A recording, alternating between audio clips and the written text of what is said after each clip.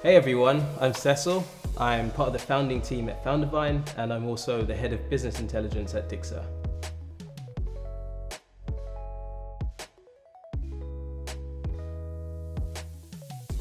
So a sales negotiation is a process by which two parties agree on a transaction. And it's just really important in business because unlike in normal life, prices within the business world aren't so fixed and there's a lot of wiggle room. And if you're not negotiating your prices when you're buying or selling, you're missing out on a lot of savings, or you're probably spending a lot of money.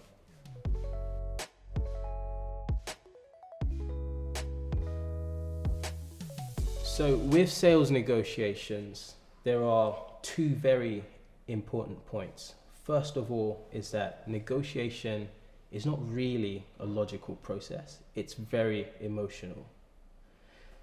And second thing is, negotiation actually doesn't start when you meet the other person you're negotiating with. It starts well before that. It starts with a research phase where you actually understand what the other person or party wants and you prepare for it. So a lot of people look at negotiation as a aggressive tug of war between two people. They're trying to get something at the right price, but actually what it is a process by which two people or two companies come to an agreement and both win. So it's really important to remember that negotiation is not about beating down the other person, but it's really about coming to a resolution between two parties.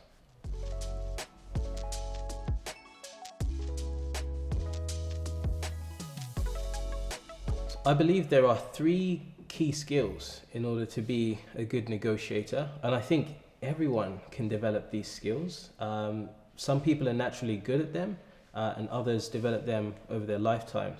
And those are empathy, building rapport, and being able to research.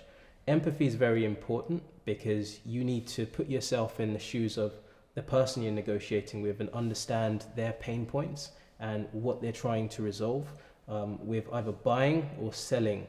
And if you're able to do that, you're able to come up with a solution that works for them and for you.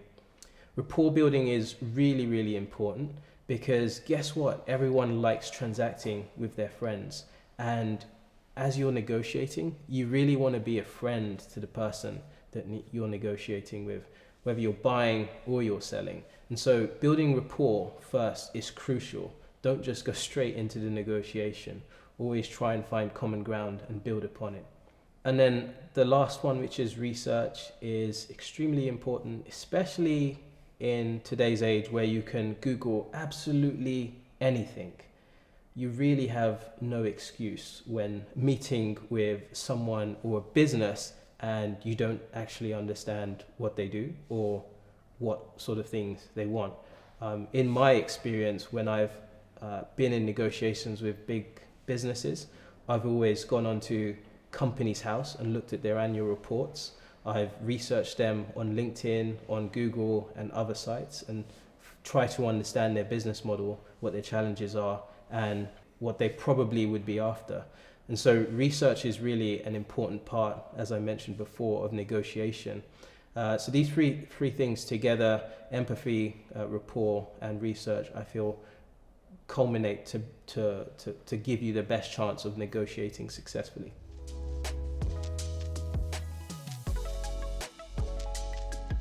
Some people think it's really difficult to turn a no into a yes, and it can be, especially when the groundwork hasn't been done to understand what exactly the other person or the other party wants and is trying to solve.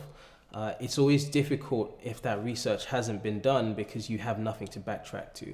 So it's really important to do the research and understand what does the other party want and why are they saying no, and backtrack to the things that they like or the things that they did initially agree with and say, okay, like if I sorted out this particular aspect of it, would you say yes?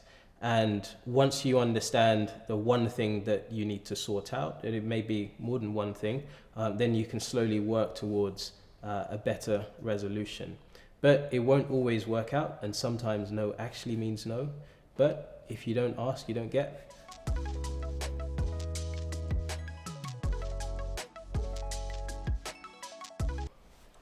My biggest piece of advice I'd give to founders when they are negotiating is be prepared to walk away at any moment. When you put the pressure on yourself to make a deal, sometimes you complete the deal and a couple of months later you realize it was a really bad deal and now your business is tanking because of it. So be prepared to walk away if the terms are not good enough for you, and really be a good judge of that. And when you walk away, don't walk away and think, oh, that was a failure. I'm gonna sulk and think about the next one. Try and learn from that experience and not put yourself in a place where you are under a lot of pressure to make a deal. For example, do better research about the customer, offer the customer different t-shirt sizes, as it were. So offer them a small option, medium option, and large option. Understand what their objections are to the different options that you've offered. Really learn from the experience, and never feel the pressure to just say yes and go ahead with a deal that would be bad for you.